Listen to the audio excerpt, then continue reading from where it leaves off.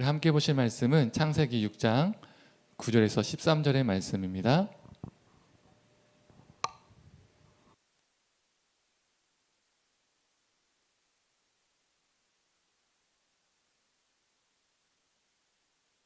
우리 함께 읽도록 하겠습니다. 이것이 노아의 족본이라. 노아는 의인이요 당대의 완전한 자라. 그는 하나님과 동행하였으며 세 아들을 낳았으니 셈과 함과 야벳이라. 그때 온 땅이 하나님 앞에 부패하여 포악함이 땅에 가득한지라. 하나님이 보신즉 땅이 부패하였으니 이는 땅에서 모든 혈육 있는 자의 행위가 부패하였음이더라. 하나님이 노아에게 이르시되 모든 혈육 있는 자의 포악함이 땅에 가득하므로 그 끝날이 내 앞에 이르렀으니 내가 그들을 땅과 함께 멸하리라. 아멘. 우리 말씀을 전하기 전에 우리 잠깐 9월 헌금 보고하도록 하겠습니다. 이번 9월은 144만 313원이 이렇게 들어왔고요. 이렇게 눈으로 보시면 1번부터 9번까지 이렇게 항목으로 사용되게 되었습니다. 우리 헌금이 늘 선한 곳에 사용되도록 기도해 주시면 좋겠습니다. 말씀 전하도록 하겠습니다. 얼마 전에 그 아내랑 콘크리트 유토피아라는 영화를 봤습니다. 유명한 배우들이 많이 나옵니다. 이병헌, 박서준, 박보영 등이 주인공이죠. 이 영화의 줄거리를 간략하게 요약해 보면 영화에 대한 스포가 조금 있습니다. 이 서울에 엄청난 대지진이 일어납니다. 모든 건물들이 무너져서요, 서울은 폐허가 되죠. 영화를 보면 이 땅이 흔들리는 정도가 아니라 땅이 터진다는 느낌이 더 맞습니다. 마치 거대한 폭탄이 이 서울에 빵 하고 터지는 것처럼 지진이 일어납니다. 그런데 유일하게 무너지지 않은 아파트가 한 채가 있었습니다. 그 아파트의 이름은 황궁 아파트였습니다. 이 대재앙이 언제 일어났냐면 겨울에 일어났어요. 영화의 장면에서도 사람들이 말할 때 입김이 나오고요, 눈도 내립니다. 사람들이 추위에 벌벌벌 떱니다. 이 극심한 추위로부터 자신들을 보호해줄 모든 건물들이 무너졌으니까 사람들이 살기 위해서 어디로 모일까요? 바로 황궁 아파트로 모입니다. 어떻게 보면 이 황궁 아파트가 사람들에게 노아의 방주와 같은 곳이 되었죠. 이 아파트에 실거주민들과 외부인들이 섞여서 있다 보니까 이 생존에 대한 문제가 생겼습니다. 그래서 이 문제를 해결하기 위해서 아파트 주민들끼리 모여서요, 뭐라고 하죠? 아파트 주민 회의라고 하죠. 이 모여서 회의를 합니다. 그리고 대표를 뽑습니다. 그 대표가 누가 됐을까요? 바로 이병헌이 됩니다. 왜 이병헌이 대표가 되었냐면 영화 초반에 아파트 내에 한 집이요, 불이 나서 화재가 심하게 났습니다. 이 불을 끄지 않으면 다른 집으로 이 불이 번지기 때문에 어떤 결과가 났죠? 사람들이 살 수 있는 공간이 줄어드는 거예요. 그런데 이병헌이 자신의 목숨을 걸고 그 화염으로 들어가서 불을 끕니다. 그 모습에 사람들이요, 이 감명을 받아요. 그래서 아파트 주민들이 이러한 재앙 속에서 이병헌처럼 용감하고 의로운 사람이 필요하다고 생각해서 이병헌을 아파트 대표로 뽑습니다. 마치 방주를 짓는 이 노아 같은 사람이 된 거죠, 이병헌이. 이렇게 이 영화는 시작이 됩니다. 오늘 본문도 재앙 속에서 일어난 사건을 다루고 있죠. 우리가 잘 알고 있는 노아의 홍수 사건입니다. 하나님께서 이 땅을 심판하시기 위해서 홍수라는 재앙을 내리시죠. 노아는 방주를 짓고 비가 40주야로 내리고 땅은 물로 가득 찼습니다. 그 방주 안에 있던 노아와 그의 가족들 그리고 동물들은 그 홍수 심판으로부터 구원을 받죠. 작년 8월 7일 주일 설교 시간에 제가 진짜 맞아라는 제목으로 이 노아의 홍수 사건을 설교를 한 적이 있습니다. 그때 고대근동의 홍수 신화와 노아의 홍수 사건을 비교해 가면서 설교를 했었습니다.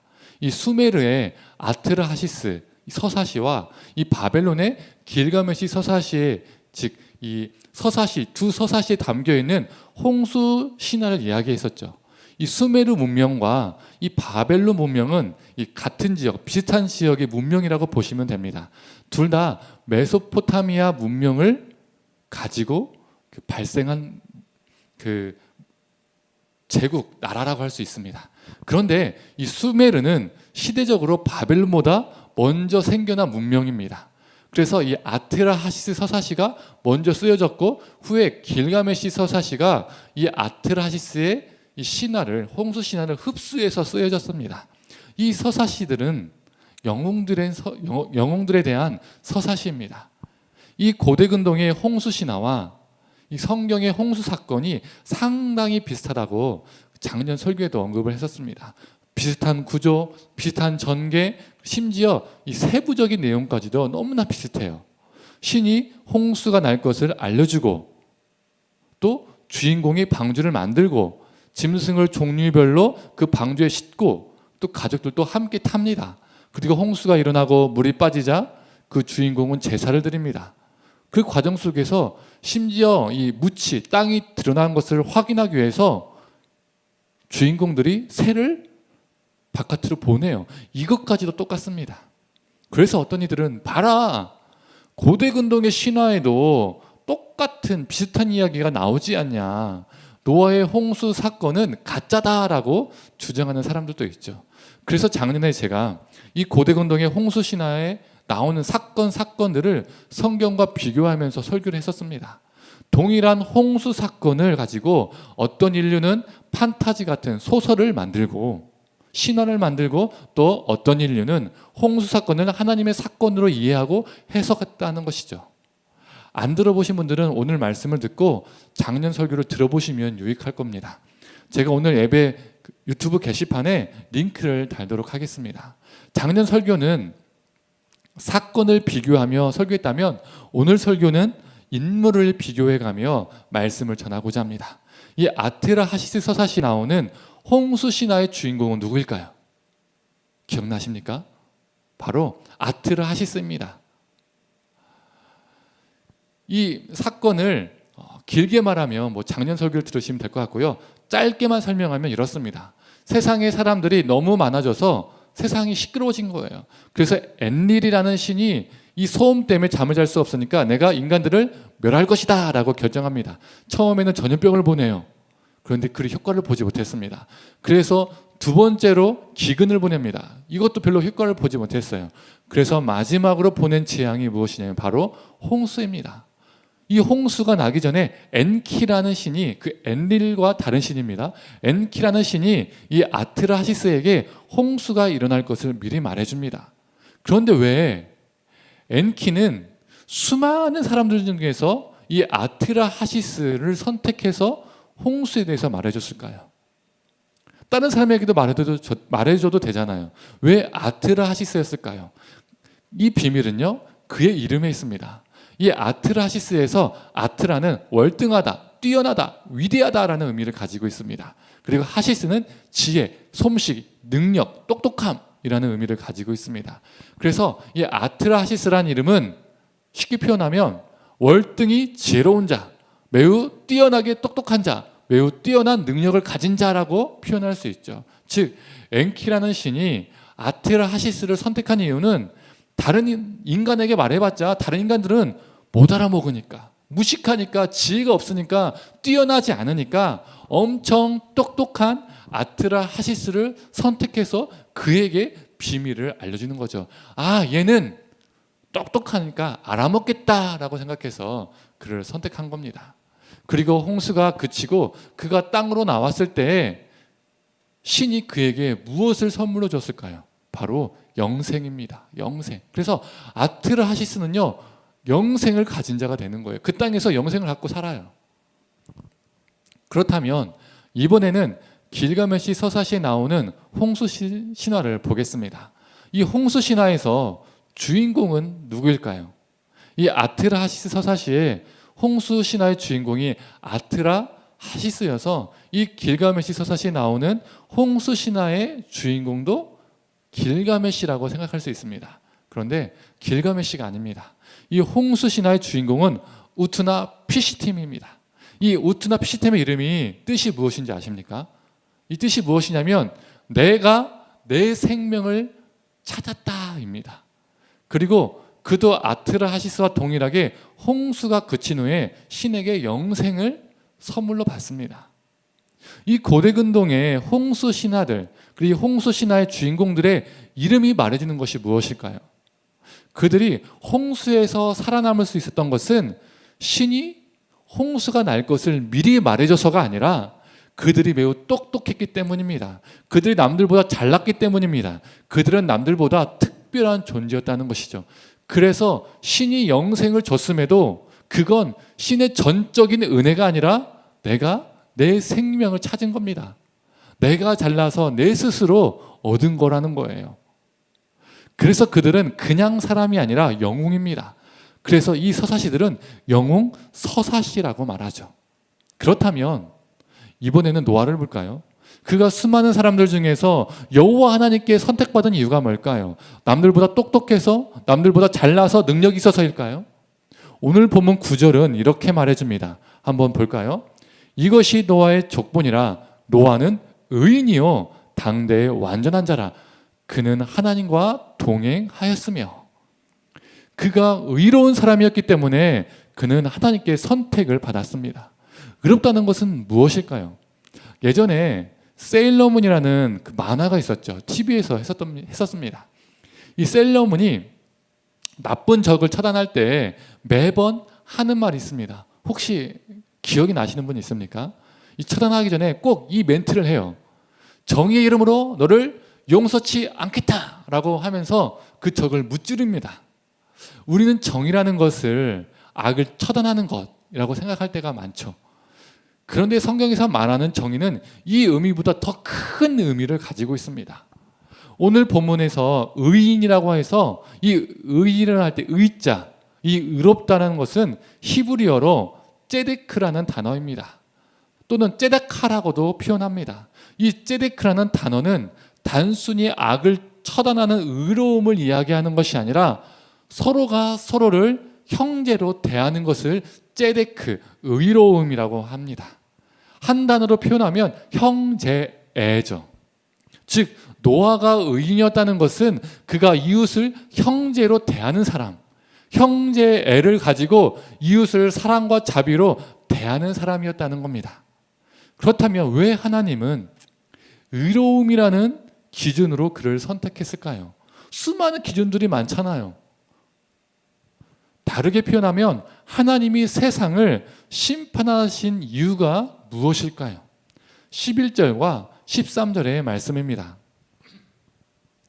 그때 온 땅이 하나님 앞에 부패하여 포악함이 땅에 가득한지라. 13절 하나님이 노아에게 이르시되 모든 혈육이는 자의 포악함이 땅에 가득함으로 그 끝날이 내 앞에 이르렀으니 내가 그들을 땅과 함께 멸하리라. 하나님이 이 땅을 심판하신 이유는 이 땅에 무엇이 가득했기 때문이에요? 포악함. 포악함이 가득했기 때문에 하나님이 이 땅을 홍수로 심판하셨다는 겁니다. 그렇다면 여기에서 포악함이 히브리어로 무엇일까요? 히브리어로요, 하마스라는 단어입니다. 이 하마스의 뜻이 무엇이냐면 폭력을 의미합니다. 그래서 이 땅에 포악함이 가득했다는 것은 이 땅에 폭력이 가득 찼기 때문에 사람이 서로를 향해서 수많은 폭력을 자행했기 때문에 하나님은 세상을 홍수로 심판하셨습니다. 여기서 말하는 폭력은 단순히 막 주먹으로 발로 때리는 신체적 폭력만을 말하지 않습니다. 사람이 사람에게 행할 수 있는 모든 폭력을 의미합니다. 인간이 경험할 수 있는 신체적, 영적, 성적, 정신적, 언어적, 사회적, 경제적, 사회적, 문화적, 인종적 폭력들을요 다 포함하죠. 지금도 우리 세상을 보면 어떻습니까? 어떤 사람들은요 돈을 가지고 어떤 누구에게 폭력을 행하죠. 또 어떤 사람들은 성적으로 또 정신적으로 사회적으로 폭력을 행사하잖아요. 그런데 이 폭력을 그 당시에 한두 사람이 행하는 것이 아니라 조금 전에 읽었던 13절에 뭐라고 나와 있습니까? 모든 혈육 있는 자의 포악함이라고 말하고 있습니다. 노아 시대 때 땅에 있는 모든 사람들이 이웃을 향해서 수많은 폭력을 저질러서 이 땅에 폭력이 가득했다는 거예요. 하나님의 홍수 심판은 이웃에 대한 폭력 때문이었습니다. 우리는 보통 심판이 나와 하나님의 수직적인 관계에서 문제가 발생하면 임한다라고 생각합니다. 내가 예배를 잘 드렸는가? 내가 물질을 떼어먹지 않고 헌금 생활을 잘 알고 있는가? 내가 말씀 생활, 기도 생활 잘하고 있는가? 그런 것들에 문제가 생기면 하나님이 나를 벌하시고 나를 심판하신다라고 생각하죠. 이처럼 심판을 종교적이고 수직적인 개인 차원 안에서만 이해를 하는 경우가 많다는 거예요. 그러나 이사야, 에레미야, 아모스, 미가서를 보면요, 선지자들이 무엇 때문에 이스라엘 향해서 심판 메시지를 던질까요? 예배를 잘 안 드려서, 헌금을 잘 안 드려서, 기도생활, 말씀생활 잘 안 해서, 성전을 자주 오지 않아서, 그래서 그들의 심판을 선포했을까요? 아닙니다. 예언서를 보면요, 이스라엘은요 수시로 성전에 가서 얼마나 많은 예배를 드렸는데요. 그들은 헌금, 헌물 생활 정말 잘했습니다. 기도 생활, 말씀 생활 정말 잘했어요. 그들은 정말 이 종교적인 생활을요 너무나 잘했어요. 즉 수직적이고 개인 차원의 종교 생활을요 정말 성실하게 잘했다는 거예요. 그런데 하나님은 예언자들을 통해서 이스라엘에게, 그들에게 심판을 선포하셨습니다. 하나님은 오히려 성전에 그들이 자주 오는 것을 싫어하셨어요. 성전에서 수많은 헌금을 드리는 것, 수많은 종교 생활을 하는 것 하나님이 가증히 여기시고 버거워하셨습니다. 왜요? 성전에 오는 그들의 발이, 성전에서 물질을 드리는 그들의 손이, 기도하는 그들의 손이, 성전에서 예배하는 일상의 그들의 삶이 폭력으로 가득 찼기 때문입니다. 그래서 이사야, 예레미야, 아모스, 미가서 등을 보면 선지자들이 이스라엘의 폭력을 고발하고 그들 향해서 심판을 선포합니다. 너희들 예배 잘 안 드렸으니까 심판받을 거야 이러지 않아요. 너희들 헌금 생활 잘 안 했으니까 심판받을 거야, 기도 안 했으니까 심판받을 거야 이러지 않아요. 폭력을 행한 것, 수많은 종류의 폭력을 행한 것을 고발한다는 거예요. 우리는 죄악을 너무 좁은 종교적이고 수직적인 의미로만, 개인 차원 안에서만 국한해서 생각할 때가 많이 있습니다. 그래서 심판도 종교적이고 수직적인 좁은 의미로만, 개인 차원 안에서만 생각하게 되는 거죠. 그러나 오늘 창세기 본문은 땅 위에 가득한 폭력이야말로 하나님께서 세상을 심판하시는 이유가 된다는 것을 말해주고 있습니다. 아벨을 향한 가인의 폭력이, 소년을 죽인 라멕의 폭력이 확장되고 커져서 결국 온 세상의 모든 사람들이 폭력을 자행하고 온 세상에 폭력이 가득하게 된 것이죠. 그러나 노아는 그 폭력이 가득한 세상 속에서 그 폭력적인 삶에 가담하지 않고 이웃에게 사랑과 자비를 베푸는 사람, 이웃에게 형제를 행하는 사람이었습니다. 그래서 하나님은 그를 의로운 사람이라고 평가하신 것이죠. 또 구절을 보면 노아는 당대의 완전한 자이며 하나님과 동행한 자라고 말하고 있습니다. 그가 완벽주의자라서 하나님이 완전한 자라고 표현했을까요? 하나님이 너 이렇게 방주를 지어라고 말씀하시면 노아가 완벽주의자여서 한치의 오차도 없이 완벽하게 하나님이 말씀하신 대로 그대로 완벽하게 지을 사람이어서 하나님이 그를 선택하신 걸까요? 아니겠죠. 노아가 당대의 완전한 자라고 평가되는 것도 지금까지 설명한 맥락에서 이해될 수 있습니다. 당대의 모든 사람들이 폭력적인 삶을 살다 보니까 온전한 사람이 없는 거예요. 멀쩡한 사람이 없는 거죠. 그 당대에 하나님과 동행함으로써 이웃을 사랑할 줄 아는 사람이, 즉 온전한 사람이, 멀쩡한 사람이 노아뿐이었던 겁니다. 우리가 신화 속의 영웅들의 이름을 살펴봤잖아요. 그렇다면 노아의 이름의 뜻은 무엇일까요? 바로 안위하다, 위로하다라는 의미를 가지고 있습니다. 하나님께 받은 위로와 안위로 누군가를 위로하며 안위하며 살았던 존재라는 겁니다. 이름의 뜻부터가 신화에 나오는 그 영웅들의 이름과 전혀 달라요. 그는 고대 근동의 신화 속에 나오는 영웅들처럼 엄청나게 똑똑하고 잘난 사람은 아니었지만 그는 분명 흠도 있고 연약하고 부족한 사람이었지만 이웃을 사랑할 줄 알고 이웃을 불쌍히 여길 줄 아는 사람이었기 때문에, 형제를 가지고 있었기 때문에 하나님이 그를 선택하시고 그를 구원해 주신 것이죠. 그가 잘나서가 아니에요. 성경에는 기록되어 있지 않지만 그는 방주를 짓는 그 기간 내내 사람들에게 호소를 했을 겁니다. 돌이키라고, 돌아오라고, 같이 살자고 수없이 호소했을 겁니다. 그들을 향한 국이란 마음을 가지고 그는 방주를 지었을 겁니다. 우리 하나님은 이러한 노아를 통해서 새로운 세계를 열어가신 거죠. 설교 서두에서도 언급했던 영화 속에서 이병헌은 용기 있고 의롭고 거기에다가 순박하게 나옵니다. 그 모습에 사람들이 감동을 받고 그를 아파트 주민으로 대표로 세운 것이죠. 그런데 이 영화가 전개될수록 알고 보니까 이 이병헌이 아파트 실거주민이 아니었던 거예요. 그가 어떤 사람이었냐면 살인자였습니다. 살인자. 그는 슬슬 자신의 본 모습을 드러내기 시작합니다. 그는 사람들에게 잔인하게 폭력을 행사하고 사람을 죽이는 것도요 서슴지 않습니다. 그리고 다른 사람들이 그 폭력에 가담하도록, 그리고 그 폭력에 무뎌지도록 통제합니다. 그 영화를 보면 아파트 주민이나 아파트 밖에 있는 사람들이나 다 폭력적입니다. 자신들이 살기 위해서요 폭력성이요 점점 커져요. 그 영화는 형제애를 상실한 폭력적인 인간의 본성을 그대로 보여줍니다. 결국 그 폭력 때문에 아파트의 시스템이요 무너집니다. 스스로 자멸한 거죠. 폭력을 가지고 그 아파트를 지켰는데 그 폭력 때문에 그 아파트가요 무너지는 거예요. 건물은 그대로 있지만 그 질서와 시스템이 다 무너져 버립니다. 그런데 이 영화는 이렇게만 끝나지 않아요.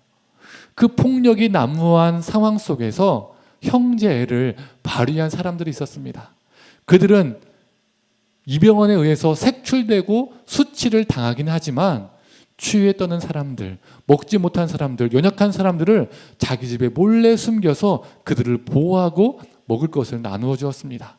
그 중에 한 명이 여주인공 박보영입니다. 그녀는 아파트 주민들이 다 이기적이고 폭력적으로 변해갈 때에 긍휼을 끝까지 지켰던 사람입니다. 결말에 아파트에 빠져나와서 남편도 죽고 외톨이가 됩니다. 그녀를 기다린 것은 무엇이겠어요? 죽음입니다. 추위에 떨어서 죽는 것밖에 없어요. 그런데 그녀는 새로운 사람들을 만납니다. 그 새로운 사람들은 낯선 박보영을 이웃으로 맞아주고 자신들의 보금자리로 초대합니다. 먹을 것을 나누어 줍니다. 폭력이 넘치는 세상 속에서 이웃을 사랑하는 존재들이 아직까지도 남아있다는 것을 보여주고 이 영화는 끝을 맺습니다. 이 영화가 우리가 살아가는 세상의 단면을 보여주기 때문에 아카데미 시상식 이 한국 영화 출품작으로 선정되었다라고 합니다. 정말 우리가 살아가는 세상은 폭력적이죠. 수많은 종류의 폭력들이요 수없이 하루에도 일어납니다. 우리는 그 폭력들을요 직간접적으로 경험하며 살아갑니다. 성도님들, 수많은 폭력이 가득한 이 세상 속에서 하나님만을 열렬히 사랑하는 존재가 아니라 하나님을 사랑해서 이웃을 사랑할 줄 아는 존재로 살아가는 우리가 되기를 원합니다. 내가 잘나서 내 생명, 내 스스로 찾은 자가 아니라 노아처럼 생명의 도구가 되는 의로운 자가 되기를 원합니다. 이제 말씀을 정리하겠습니다. 오늘 본문 말고도 신약에서도 심판에 대한 이야기를 담고 있는 본문이 또 있죠. 바로 마태복음 25장에 나오는 양과 염소의 심판 비유입니다. 우리 주님이 마지막 때에 어떠한 기준으로 우리를 심판하는지를 말해주고 있죠. 그 기준은 우리의 잘남도 아닙니다. 우리의 똑똑함도 아닙니다. 우리의 재물도 아닙니다. 우리의 경험과 직분도 아닙니다. 수많은 종교 생활도 아닙니다. 내 형제 중에 지극히 작은 자 하나에게 한 것이 곧 내게 한 것이니라. 이것이 기준이죠. 우리 주님은 그 작은 자를 뭐라고 표현하십니까? 내 형제라고 보시는 거예요. 그래서 자신과 동일시시킵니다. 기독교 신앙은 수많은 종교 생활로 드러나는 것이 아닙니다. 기독교 신앙은 작은 자를, 나의 이웃을 어떻게 대하느냐에 따라서 드러나는 것입니다. 우리 기독교는요 상당히 무척이나 의로움을 강조하는 종교입니다. 왜요? 우리 하나님이 의로우신 하나님이기 때문입니다. 그런데 이 의로움은 바리새인들처럼 나 깨끗해, 넌 더러워, 이러한 타단한 벽을 만드는 의로움이 아닙니다. 이웃을 사랑하는 의로움입니다. 형제애로 풍성한 의로움입니다. 성도님들, 우리가 살아가는 세상은 수많은 종류의 폭력이 일어나고 또 수없이 일어난다고 했죠. 또 능력 좋고 잘나고 뛰어난 사람들이 많지만 사랑을 베풀 줄 아는 존재들은요, 사라져가고 있는 것이 이 시대의 모습입니다. 이런 시대 속에서 우리 하나님은 영웅처럼 뛰어난 사람을 찾지 않으세요. 잘난 사람을 찾지 않으세요. 우리는 우리가 잘나면, 능력이 좋으면 하나님이 사용하신다고 생각하는데 하나님은 그런 사람을 결코 찾지 않으십니다. 하나님과 동행함으로써 이웃을 사랑하는 자, 형제애가 풍성한 의로운 사람을 우리 하나님은 찾으십니다. 저와 성도님들 모두 이 시대에 의로운 노아가 되기를 원합니다. 노아처럼 생명이 되고 위로의 도구가 되기를 원합니다. 우리 하나님은 이러한 우리를 통해서 회복된 세상을 열어가실 것입니다. 이 시간 함께 찬양하고 기도하도록 하겠습니다.